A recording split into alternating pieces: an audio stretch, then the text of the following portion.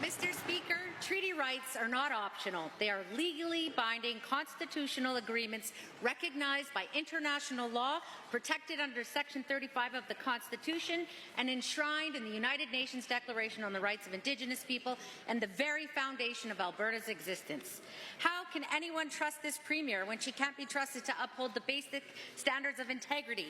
This government is currently under an RCMP and Auditor General investigation in what might be the biggest scandal in Alberta's history. While they hand bloated surgical contracts to their families and friends and insiders, they're pushing a separatist agenda to appease their radical base that is harmful, it's destructive, and it's unconstitutional. First Nations are taking a stand. Chief Alan Adams said yesterday, and I quote, "If Alberta wants to separate and doesn't want to be a part of Canada, then you're not allowed on our traditional territories anymore for exploration because we don't know who you're exploring for," end of quote.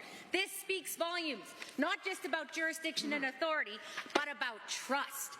First Nations leaders do not trust or believe what this Premier says about Indigenous rights, and frankly, why should they?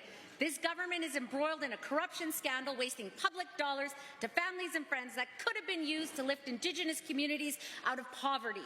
Hundreds of millions of thousands to Sam Raish, 70 million wasted on Turkish Tylenol, 300,000 on a red carpet, thousands of dollars on China, on and on and on.